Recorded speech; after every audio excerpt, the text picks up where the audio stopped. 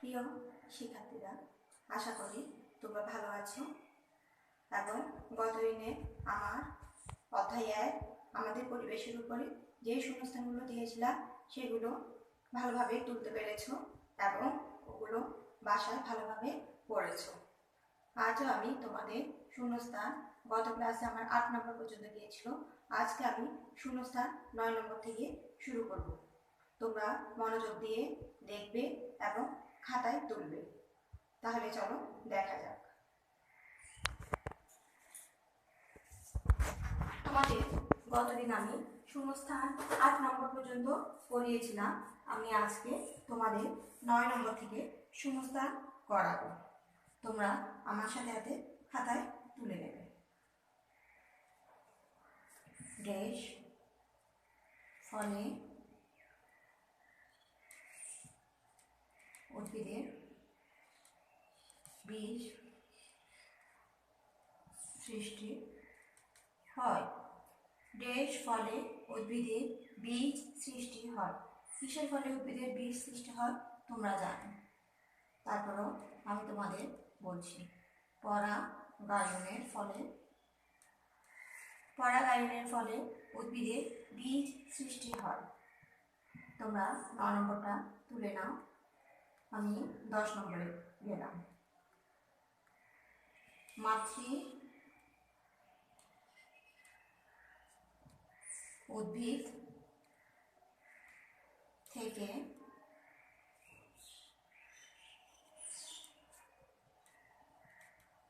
বিভিন্ন স্থানে বীজের ছড়িয়ে পড়াই হলো ড্যাশ। মাতৃ উদ্ভিদ থেকে বিভিন্ন স্থানে বীজের ছড়িয়ে পড়াই হলো ড্যাশ। কি হবে আশা করি তোমরা বুঝতে পারছো। বীজের বিস্তরণ।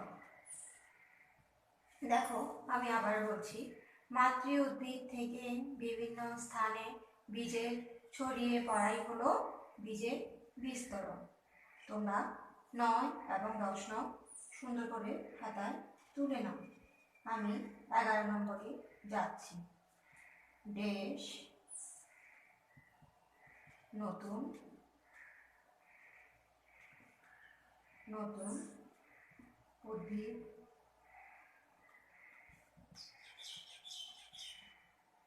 আবাস গড়ে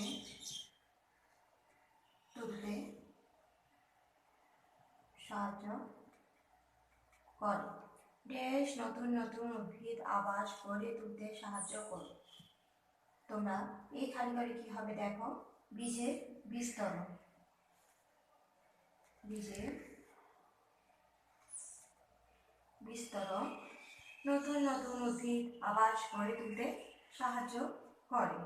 শিক্ষার্থীরা তোমরা ১১ নম্বরটি তুলে নাও। এরপরে ১২ নম্বর, বেঁচে থাকার জন্য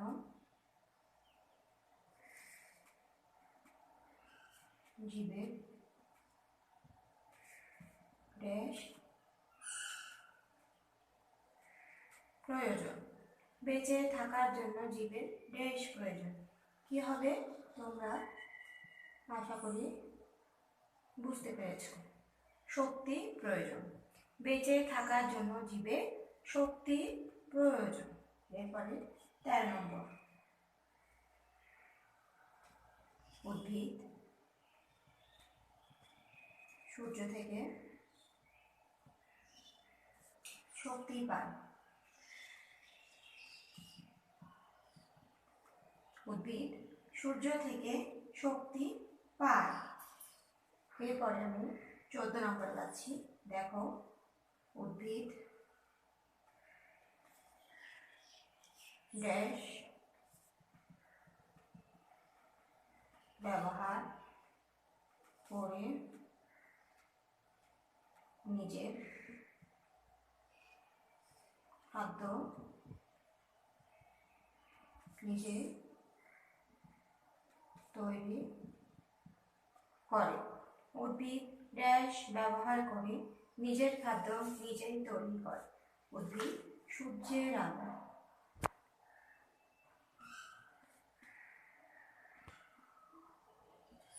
উদ্ভিদ সূর্যের আলো ব্যবহার করে নিজের খাদ্য নিজেই তৈরি করে। শিক্ষার্থীরা, আশা করি তোমরা 14 নম্বর পর্যন্ত লিখতে পেরেছ। এরপরে আমি 15 নম্বরে যাচ্ছি। বাস্তব সংস্থানে উদ্ভিদ থেকে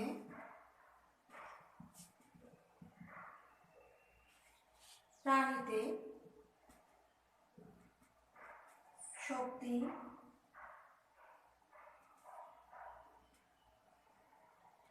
প্রবাহের ধারাবাহিক প্রক্রিয়ায়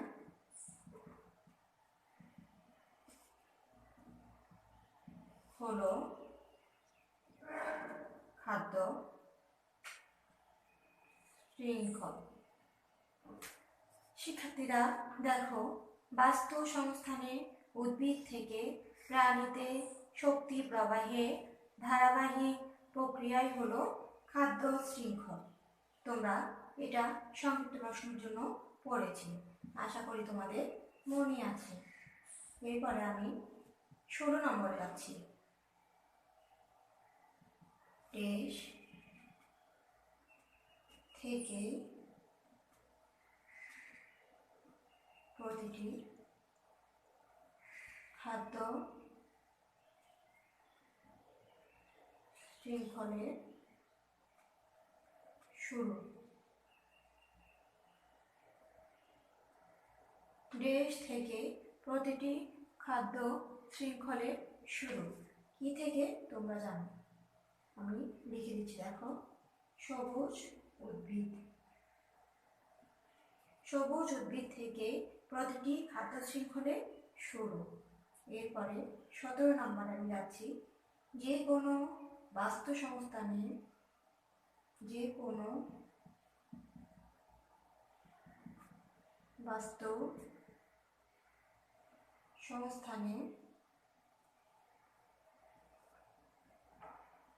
অনেকগুলো ড্যাশ থাকে। যে কোনো বাস্তু সংস্থানে অনেকগুলো কি থাকে তোমরা জানো? খাদ্য শৃঙ্খল থাকে। যে কোনো বাস্তু সংস্থানে অনেকগুলো খাদ্য শৃঙ্খল থাকে। 18 একাধিক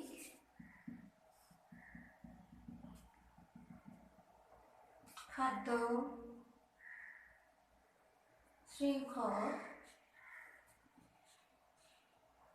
একত্রিত হয়ে দেশ তৈরি করে। একাধিক খাদ্য শৃঙ্খল একত্রিত হয়ে দেশ তৈরি করে। তাহলে কি তৈরি করে তোমরা জানো? খাদ্য জাল। একাধিক খাদ্য শৃঙ্খল একত্রিত হয়ে খাদ্য জাল তৈরি করে। তোমাদের নিশ্চয়ই 1 থেকে 9 থেকে 18 পর্যন্ত খাতায় তোলা হয়েছে। যদি দ্রুত অসুবিধা হয় আমি আবারও বলছি, তোমরা খাতায় দ্রুত তোলার চেষ্টা করো। 9 নম্বর পরাগায়নের ফলে উদ্ভিদের বীজ সৃষ্টি হয়। 10 মাতৃ উদ্ভিদ থেকে বিভিন্ন স্থানে বীজের ছড়িয়ে পড়াই হলো বীজের বিস্তরণ। এরপরে 11 বীজের বিস্তরণ নতুন নতুন উদ্ভিদ আবাস গড়ে তুলতে সাহায্য করে। নাম্বার 12 বেঁচে থাকার জন্য জীবের শক্তি প্রয়োজন। নাম্বার 13 উদ্ভিদ সূর্য থেকে শক্তি পায়। 14 উদ্ভিদ সূর্যের আলো ব্যবহার করে নিজের খাদ্য নিজেই তৈরি করে। নাম্বার 15 বাস্তু সংস্থানে উদ্ভিদ থেকে প্রাণীতে শক্তি প্রবাহের ধারাবাহিক প্রক্রিয়াই হলো খাদ্য শৃঙ্খল। নাম্বার 16, সবুজ উদ্ভিদ থেকে প্রতিটি খাদ্য শৃঙ্খলের শুরু। নাম্বার 17, যে কোনো বাস্তু সংস্থানে অনেকগুলো খাদ্য শৃঙ্খল থাকে। নাম্বার 18, একাধিক খাদ্য শৃঙ্খল একত্রিত হয়ে খাদ্যজাল তৈরি করে। প্রিয় শিক্ষার্থীরা, তোমরা আশা করি 9 থেকে 18 পর্যন্ত খাতায় ভালোভাবে তুলতে পেরেছ। তাহলে আমি এই পর্যন্ত তোমাদের 1 থেকে 18 পর্যন্ত শূন্যস্থান দিয়েছি। এই 18টা শূন্যস্থানগুলো তোমরা খাতায় তুলে রাখবে এবং খুব ভালোভাবে পড়বে, কেননা এই অধ্যায় 1-এর মধ্যে এই 1 থেকে 18টা শূন্যস্থান তোমাদের জন্য খুবই ইম্পর্টেন্ট। আমি আবারও বলছি, তোমরা 1 থেকে 18 পর্যন্ত এই শূন্যস্থানগুলো খুবই ভালোভাবে পড়বে, এগুলো তোমাদের জন্য খুবই ইম্পর্টেন্ট।